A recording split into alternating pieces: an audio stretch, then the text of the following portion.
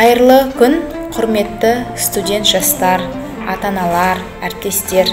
Бүгінгі біздің іс-шарамыз Қазақстан Республикасының Конституциясы күніне арналады. Конституция күніміздің ерекше атап өтілудегі мақсатымыз студент жастарға Қазақстан Республикасының Конституциясы туралы терең білім бере отырып, жеке адамның конституциялық құқықтары мен міндеттеріне құрметпен қарауға, рәміздеріміздің тәрбиелік мәнін ашып, жастарға патриоттық, адамгершілік, құқықтық және ұлттық тәрбиеде рухында тәрбиелеу болып табылады. Құрметті қазақ елі, қадірменді ата-аналар, студент жастар, баршаларыңызды 30 тамыз Қазақстан Республикасының Конституция күнімен шын жүректен құттықтаймын. Конституция бүкіл қазақ халқының, қазақстандықтардың бостандықтары мен құқықтарын қорғаған және дамуына кең жол ашқан тарихи құжат. Бұл құжат кешегі Есім ханның ескі жолы, Қасым ханның қасқа жолы атты дала заңының заңды жалғасы. Конституциямыз келешекте де қазақстандықтардың өсіп өркендеуіне кең жол ашатынына сенімдімін. 1995 жылы 30 тамызда Қазақстан халқы тарихи шешім қабылдап, жаңа дәуірге қадам басқан еді. Содан бері қарай тәуелсіздігіміздің тірегіне айналған ата заңымыз еліміздің ілгері басуына себеп болды.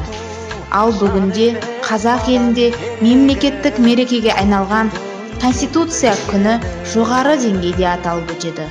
Ата заң, яғни Конституция кез келген мемлекеттің, елдің тәуелсіздігін, демократиялық құндылықтарының негізгі құнды құжат болып саналады. Заң халықтың құқығын қорғайтын әділет жақтаушысы.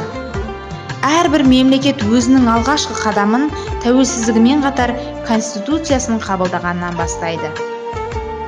Сайын даланы мекендеген бабаларымыздың да әу бастан өз заңдары мен тәртібі, ел қамын жеген ерлері мен білімпаз билері де болған.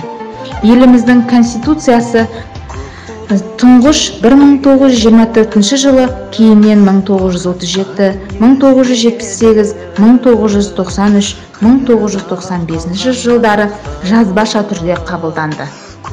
Қазіргі қолданып жүрген Конституция 1995 жылы 30 тамызда бүкіл халықтық референдум арқылы бекітілді.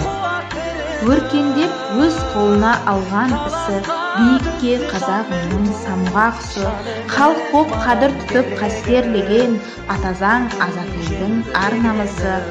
Конституция күні тәуелсіз елімнің құқықтық өмірінде мән мен маңыздылығы жағынан ерекше орынға ие. Халқымыздың ең жоғарғы дәрежеде атап өтетін басты мерекелерінің бірі. Осы мереке күні барша қазақстандықтарға татулық пен келісім, табыс пен молшылық тілейміз. Ата заңымыз тарихымыздың мақтанышына айналсын. Тіліміз тұғырлы, тәуелсіздігіміз ғұмырлы болсын.